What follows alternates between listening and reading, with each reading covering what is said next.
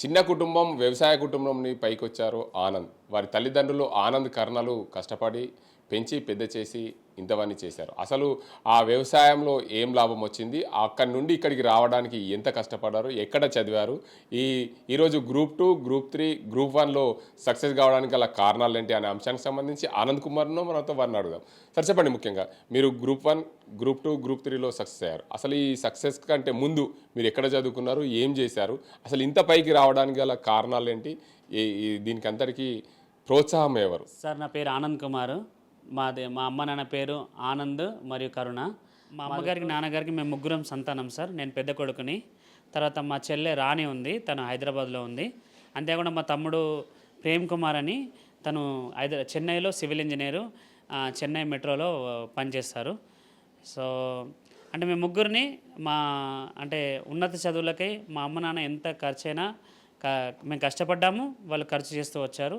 మేము ఇప్పుడు ముగ్గురం మంచి స్థితిలో ఉన్నాం. మాది ఉప్లూరు గ్రామము, కమ్మర్పల్లి మండలం, నిజామాబాద్ డిస్ట్రిక్ట్.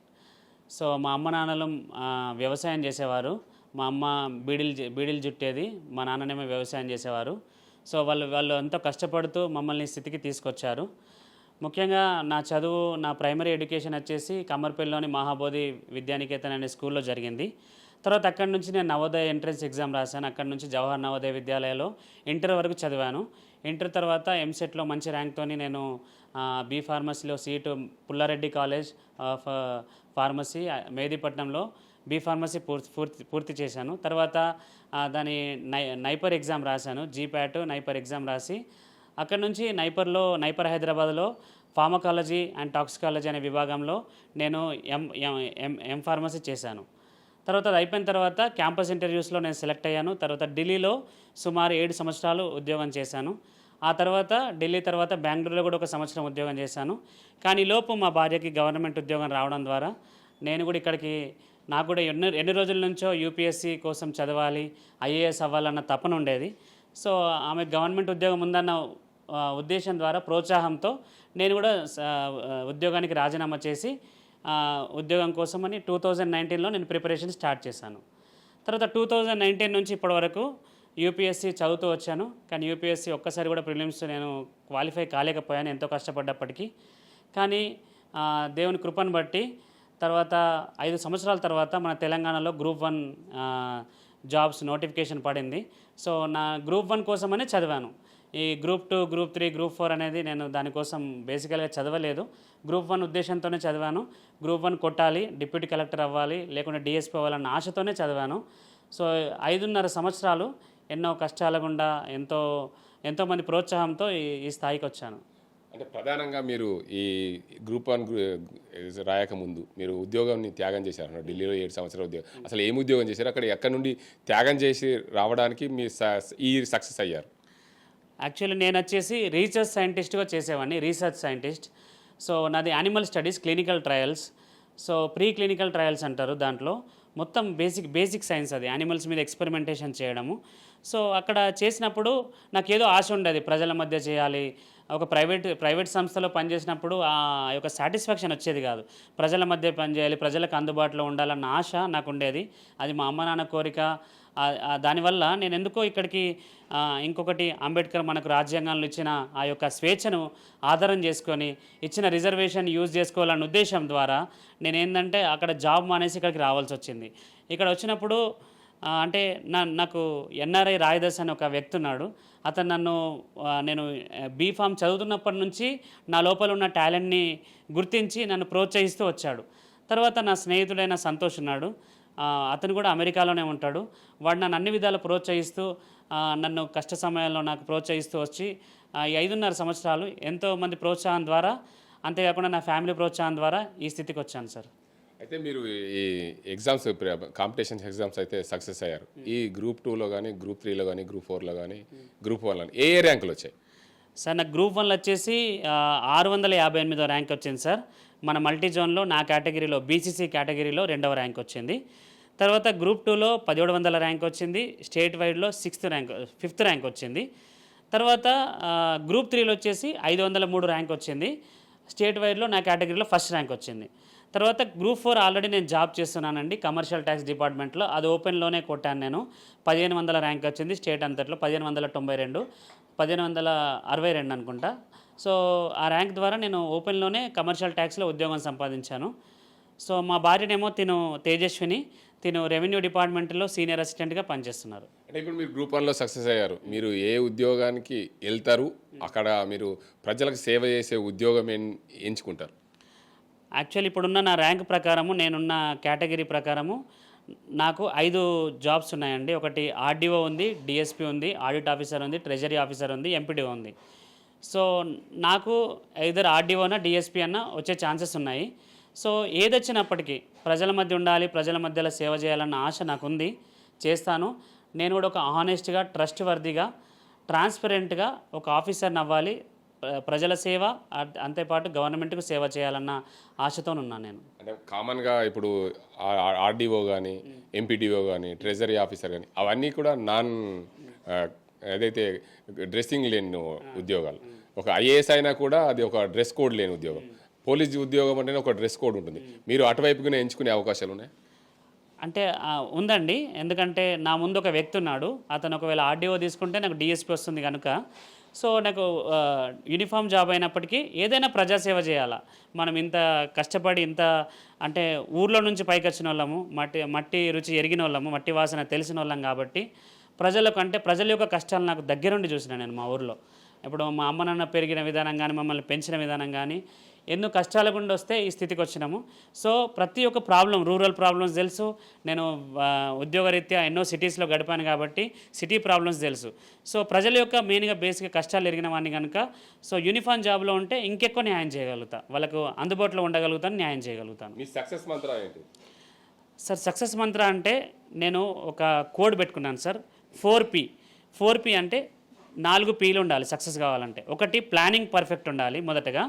తర్వాత ప్లానింగ్ని ఎగ్జిక్యూట్ చేయడానికి పర్ఫార్మెన్స్ ఉండాలి, ప్రాక్టీస్ ఉండాలి. దానికి ప్లానింగ్ చేయడమే కాదు, దానికి దగ్గర ప్రాక్టీస్ ఉండాలి.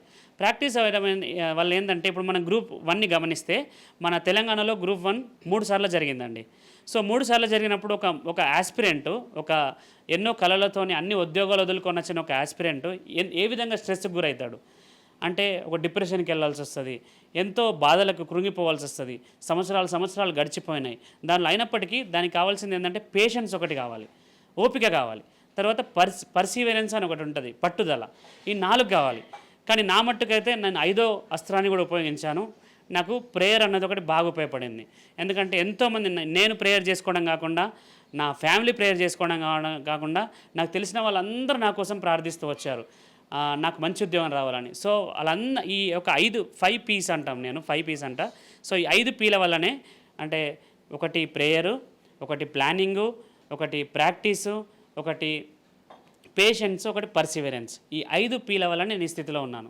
ఇది గర్వంగా చెప్పగలుగుతాను నేను దీన్ని. ఈ group 1, group 2, group 3, group 4 exams రాసే వాళ్ళకు మీరు ఏం సూచనలు చేస్తారు? సార్ నేను ఇచ్చే సూచన ఒకటే సార్. ఈ 5.5 సంవత్సరాల కష్టంలో నేను ఎరిగింది ఏంటంటే, మొదటగా be true to yourself. అంటే మనకు మనం నిజాయితీగా ఉండాలి సార్. ఎందుకంటే ఒక చదివే వ్యక్తికి ఎంత చదువుతున్నా, ఎంత కష్టపడుతున్నా అన్నది తనకే తెలుస్తుంది తప్ప వేరెవ్వరికి తెలియదు. అంతేకాకుండా ఒక మంచి పీర్ గ్రూప్ని మెయింటైన్ చేయాలి. అంటే మన స్నేహితులు ఎలాంటి వాళ్ళు ఉండాలంటే, మన కష్టాలు ఉన్నప్పుడు తట్టేటట్టు ఉండాలి, మనకు వాళ్ళు చదివింది మనకు హెల్ప్ చేసేటట్టు ఉండాలి, మనం చదివింది వాళ్ళకి చెప్పేటట్టు ఉండాలి, ఓపెన్నెస్ ఉండాలి, ట్రాన్స్పరెన్సీ ఉండాలి. నేను మొదటిగా నమ్మిన సిద్ధాంతం ఏంటంటే నిజాయితీ సార్. మనం చేసే ప్రతి పనిలో 100% ఇచ్చినామా లేదా అన్న నిజాయితీ ఉంటే సక్సెస్ దాని అంతటా వస్తుంది sir. Hard work, smart work, నిజాయితీ, ఈ 3 ఉన్నప్పుడే సక్సెస్ వస్తుంది సార్. మన ఎదుగుదలకు స్నేహితులు ఉండే పరిసరాలు కూడా అవసరం అంటారా? చాలా అవసరం సార్. ముఖ్యంగా ఈ ప్రిపరేషన్లో ఇది ఒక లాంగ్ ప్రాసెస్ సార్. యూపీఎస్సీ అయినప్పటికీ, గ్రూప్ 1 అయినప్పటికీ ఏంటంటే ప్రిలిమ్స్ ఉంటుంది, తర్వాత మెయిన్స్ ఉంటుంది, ఈ మధ్యలో గ్యాప్ ఉంటుంది, మళ్ళీ కోర్టు కేసెస్ అంటారు. అంటే ఎన్నో విధాల ఒక పక్క స్ట్రెస్. ఆ యూపీఎస్సీ అయితే ఒక పక్కన ప్రిలిమ్స్, మెయిన్స్, ఇంటర్వ్యూ. సో ఇది ఒక ఇయర్లీ ప్రాసెస్, ప్రతి ఎగ్జామ్ ఇయర్లీ ప్రాసెస్. ఒకవేళ గట్టెక్కకపోతే మళ్ళీ 0 నుంచి స్టార్ట్ చేయాలి. సో దీనికోసం మనకేంటంటే కంపల్సరీ పీర్ గ్రూప్ అంటే మన ఫ్రెండ్స్ అనేటోళ్ళు ఉండాలి. ఫ్రెండ్స్ ఏ విధంగా ఉండాలి? మంచి వాళ్ళని ఎంచుకోవాలి. ఎంచుకున్నప్పుడే వాళ్ళు ఎంత మనకన్నా కొంచెం టాలెంటెడ్ పీపుల్ని ఎంచుకుంటే ఇంకా మంచిది. వాళ్ళు మనకు ప్రతిదీ ఓపెన్గా చెప్పేటట్టు ఉండాలి, మనల్ని ప్రోత్సహించేటట్టు ఉండాలి. మనం ఎప్పుడైతే ఒకరోజు నిరాశలు ఉన్నప్పుడు, నిస్పృహలో లోనైనప్పుడు మనల్ని తట్టే స్నేహితుడు ఉండాలి. అలాంటి స్నేహితులు ఉన్నప్పుడు ఉన్నప్పుడు ప్రిపరేషన్ అలాంటి వాళ్ళతో ప్రిపరేషన్ చేసినప్పుడు సక్సెస్ దానంతటికి అదే వస్తుంది సార్. Thank you. మీరు చెప్పండి అమ్మా, ఆనంద్ కుమార్ భార్య తేజస్విని ఉన్నారు మనతో మాట్లాడేందుకు. మీరు ఈ గవర్నమెంట్ ఉద్యోగంలో జాయిన్ కాకముందు మీ భర్త ప్రైవేట్ కంపెనీలో పనిచేసేవారు. అంటే మీరు ఇప్పుడు ప్రభుత్వ ఉద్యోగం వస్తుంది, గ్రూప్ 1లో డిఎస్పి లేదా ఆర్డీఓ లేదా డిప్యూటీ కలెక్టర్ అయ్యే అవకాశాలు, మీరు ఎలా ఫీల్ అవుతున్నారు? చాలా హ్యాపీ ఉంది సార్. హ్యాపీగా అంటే ఎట్లా హ్యాపీగా ఉన్నారు? అంటే తన డెసిషన్ తీసుకోకముందు ఎప్పుడైతే రిజైన్ చేయాలి ఆ టైంలో మా అమ్మని అడిగాము. ఎందుకంటే తను అక్కడ బెంగళూరులో వర్క్ చేస్తారు, ఢిల్లీ తర్వాత బెంగళూరుకి వచ్చినారు. ఆ టైంలో అంటే ఆయన రిజైన్ చేయాలి, లేదంటే నేను అక్కడికి వెళ్ళిపోవాలి. ఫ్యామిలీ డిస్టర్బెన్స్ అయిపోయింది, నేను ఇక్కడ తను అక్కడ. సో తన కోసం ఏదో ఒకటి డెసిషన్ తీసుకుందామని, తన ఇంట్రెస్ట్ సివిల్స్ చదవాలని మా అమ్మని అడుగుతూ వచ్చినాం. ఎందుకంటే నేను కంపాషనేట్ గ్రౌండ్స్లో అపాయింట్ అవుతూ వచ్చినాను. మా నాన్న జాబ్ ఇది, మా నాన్న తర్వాత నేను అపాయింట్ అవుతూ వచ్చినాను. తను ఎడ్యుకేషనల్ డిపార్ట్మెంట్లో ఉండే, నేను రెవెన్యూలోకి వచ్చినాను. సో అంటే నాన్న జాబ్ కాబట్టి నేను అమ్మ డెసిషన్ తీసుకుంటూ వచ్చిన, నేను వెళ్ళిపోవాలా. ఎందుకంటే నాది బయోటెక్నాలజీ ఎంఎస్సి ఓయూలో చేసినాను. సో తన కంపెనీలో నాకు వర్క్ చేసే ఛాన్స్ ఉంది. సో ఆయన ఇప్పిస్తానన్నారు, తన రిఫరల్గా నేను జాయిన్ అయిపోవచ్చు. ఆ డెసిషన్ కోసం మా అమ్మని అడిగినప్పుడు తన్నే వచ్చేయమను, నాన్న జాబ్ కదా అని చెప్పింది. సో దాన్ని బట్టి ఆయన రిజైన్ చేస్తూ వచ్చినాడు. రిజైన్ చేసినాక ఫస్ట్ 2 years అనుకున్నాము. మీన్వైల్ పాప, సో బాబు ఫస్ట్, తర్వాత పాప. ఈ ఫ్యామిలీ ప్రెషర్ కూడా ఉండే. మీ తర్వాత అంటే అందరి సహకారంతో మేము ఇక్కడ ఉన్నాము ఈ స్థితిలో. మధ్యలో మా అమ్మ కోవిడ్తో ఎక్స్పైర్ అయింది 2022లో. అమ్మ తర్వాత అత్తమ్మ, మామయ్య పేరెంట్స్ లాగా చాలా సపోర్ట్ చేస్తూ వచ్చినారు. ఎందుకంటే ఆయన హైదరాబాద్లోనే ఉన్నారు చాలా ఇయర్స్. సపోర్ట్ లేనిది నేను గెట్ ఆన్ చేయలేదు.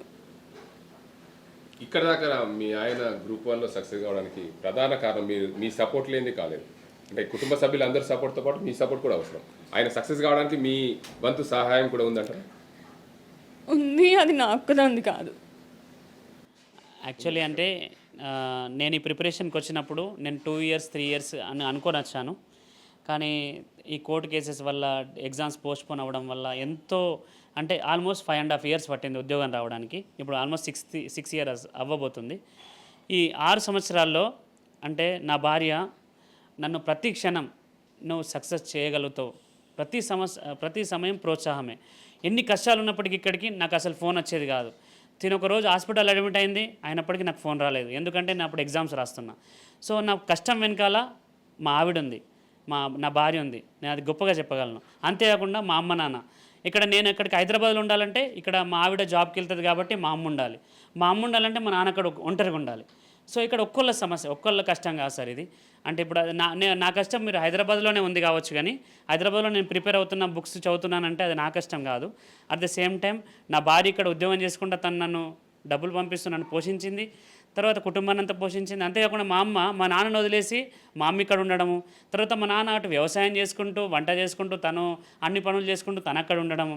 అంటే ఇది ఒక్కటి కాదు సార్, మళ్ళీ పిల్లలు తండ్రి ప్రేమను కోల్పోయి 3 సంవత్సరాలు నేను వాళ్ళకి దూరంగా ఉండడము. కొన్నిసార్లు రాకపోతుండే, నేను నెలల తరబడి రాకపోతుండే ప్రిపరేషన్లో. అయినప్పటికంటే ఇదంతా ఇంకా అన్నిటికంటే ముఖ్యంగా నా యొక్క సంఘము, నా ఫ్రెండ్సు. ఇప్పుడు నేను మెన్షన్ చేసిన సంతోష్ అని, రాయదాస్ అని, ప్రదీప్ కుమార్ అని, హెచ్ఎం ఆనంద్ అని, మన GG college vice principal Rangaratnam అని, వీళ్ళందరూ ప్రోత్సాహం సార్. ఇది నా ఒక్కడి కష్టం కాదు. అండ్ అంతేకాకుండా మా పాస్టర్ అయిన రాజరత్నం గారైనా, మా సంఘమైన, మా చర్చ్ వాళ్ళైనా అందరూ ప్రార్థన చేస్తూ వస్తే నేను ఈ స్థితికి వచ్చాను సార్. ఇది ఓన్లీ నా విజయం కాదు, ఇది కేవలం మా అందరి విజయం ఇది. ఓకే, మీరు చెప్పండి. మీ ఆయన దగ్గరికి వెళ్ళి ఉద్యోగం ఇప్పిస్తాను, కానీ ఇప్పుడు మీ ఆయనని మీ దగ్గర తెచ్చుకొని మీరు మీ డిపార్ట్మెంట్లో ఉద్యోగం ఇప్పించుకుంటున్నారు, అవునా? అంటే ఎలా ఉంది ఇప్పుడు? అప్పటికి ఇప్పటికి ఏం చేంజ్ అయింది? అంతే హ్యాపీగా ఉంది సార్. నేను దానికి ఏం చెప్పలేను. తను స్టార్టింగ్లో అనేవాడు నేను ఆర్డీఓ నీ పైనే వస్తా అట్లా ఊరికే. తను సివిల్స్ ప్రిపేర్ అవుతున్నప్పుడు అట్లా అన్నప్పుడు నేను ఊరికేనే అనుకున్నాను, కానీ అదే నిజం అవుతూ వచ్చింది. తనకి డిప్యూటీ కలెక్టర్ అవ్వాలని ఇంట్రెస్ట్ ఉంది. గాడ్ గ్రేస్ అది వస్తే బాగుండు. మరి తల్లిదండ్రులు ఉన్నారు, ముఖ్యంగా వాళ్ళని మాట్లాడించి పలకరించే ప్రయత్నం అయితే చేద్దాం. తల్లిదండ్రులు కష్టం ఎలా ఉంది, వాళ్ళు అమ్మా నాన్నలు ఎంత కష్టపడి కొడుకుని ఈ స్థితికి తీర్చిదిద్దారు. ఆనంద్ తల్లి కరుణ ఉన్నారు. చెప్పండి అమ్మా, మీ కొడుకు ఇంత స్థాయికి రావడానికి మీరు ఏం చేసిర్రు? ఇంత పెద్దగా పెంచి పోషించారు, ఇంత ఉద్యోగం రావడానికి ఏం కష్టపడ్డారు మీరు? మేము కష్టం అంటే మేము మనిషికి ఒక దగ్గర ఉన్నట్లు ఉన్నాము. మేము ఉన్నోళ్ళం మేము కాదు అట్లా అంటే మధ్య తరగతి ఇట్లా ఉన్నాం మనం. మేము మాకు చదువు రాదు, చదువుల గురించి మాకు తెలియదు, వీళ్ళకి తెలుసు. ఇక ఇలా ఈయన సోయి చదువుకోలేడు ఎక్కువ. కానీ కాకపోతే మేము అంటే కష్టపడ్డాం అప్పటికైనా. కానీ పిల్లలు చిన్నప్పటి నుంచి వాళ్ళ తెలుగుతో కొంచెం మంచి తెలుగుతో చదివిండ్రు. దేవుడు మా పక్షాన ఉన్నాడు కాబట్టి దేవుడు మాకు మంచి మేలు చేసిండు నాన్న. మీరు ఏం చేసేవాళ్ళు? ఏం చేసి నేను బీడీలు చేసిన, వ్యవసాయం పోతుంటే ఈ రెండు చేసిన బీడీలు.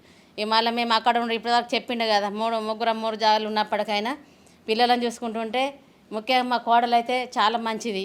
ఆమెనే జాబ్ చేసుకుంటే నాకు డబ్బులు అంటే ఆయనకి ఎంత కావాలో అంత పంపించింది ఆమెనే. చిన్నప్పుడు మీ కొడుకు మిమ్మల్ని డబ్బులు అడిగేవాడు బీడీల షాడలకి? అట్లేం లేదు. కానీ చిన్నప్పటి నుంచి ఆడికి ఎట్లా అంటే కష్టం. మేము ఒకప్పుడు ఇది చిన్న ఉన్నప్పుడు చదివినప్పుడు అంత ఏజ్ ఉన్నప్పుడు మేము డబ్బులు పెట్టేంత మా దగ్గర లేకుండే. నిజామాబాద్ అక్కడ చదవాలని అంటే మా బావ కొడుకుండే అన్నట్టు ఒక ఆయన పెద్ద ఆయన. నా చిన్నమ్మ మరికి ఇట్లా చదువుకోవాలంటే గిన్ని డబ్బులు కావాల తమ్ముని కంటే నాన్నమ్మ పరిస్థితికి ఇది మేము డబ్బులు పెట్టలేకుండా ఉంటున్నాం. మేము ఎక్కడికి వెళ్ళి పెట్టాలి? మాకు అప్పులు తీసుకున్నంత అప్పుడు లేకుండా మాకు ఇట్లా అని నేను అన్నప్పుడు అప్పుడు చిన్నప్పుడు బాగా గ్రహించిండు అప్పుడు ఇంటి ఎట్లా నడుస్తుంది, ఇంటి మేము ఎట్లున్నాము అనుకొని నేను ఏడ్చిన. నేను ఈ 13-15 వేలు అంటే ఎక్కడికి వెళ్ళేదేవాళ్ళం మేము. ఏడితే ఇలా అంటుండే, అమ్మ మీరేం బాధపడకుండ్రి, నేను ఎసుంటి స్కూల్ వేసినా కానీ నేను చదవగలుగుతా అని అంటే నాకు ఇదివరకు అది మనసులోకి వెళ్ళవదు నాన్న. నాకు దేవుడు మా పక్షాన ఉన్నాడు కాబట్టి మేము అందరం కష్టపడ్డాం కాబట్టి ఇంతవరకు దేవుడు ఈయన పక్షాన మంచి జాబ్ ఇస్తుండు. మాకు అదే సంతోషం, అంతకన్నా ఇక్కడ ఏం లేదు. మీరు చెప్పండి, ముఖ్యంగా మీ కొడుకు ప్రయోజకుడు అయ్యాడు, మీరు పడ్డ కష్టంకి ఫలితం దక్కిందని చెప్పచ్చు.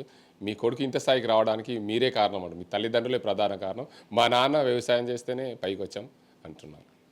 అవును, నేను చిన్నప్పటి నుంచి వ్యవసాయం చేస్తుంటే చెట్లు కూడా గీసిన. కానీ ఆర్థికంగా మాకు ఏం డబ్బులు లేకుండే. అయితే కష్టపడి చదివిండు, నవోదయ సీటు కొట్టిండు. అక్కడి నుంచి మళ్ళా ఎంఫార్మసీ తీసుకొని ఇవన్నీ చెప్పిండు. కాబట్టి అయితే ఎంతో కష్టపడి మా కోడలు కూడా ఆమె సహకారం ఇస్తేనే మరి ఆ టైంలో డబ్బులు మాకు లేకుండే, కోడలే డబ్బులు పంపించి చదివించింది. అంత కష్టాల నుంచి వచ్చిన వాళ్ళమే. దేవుడు మాకు ఎంతో మేలు చేసిండు, దేవునికి వందనాలు చెప్తున్నాం.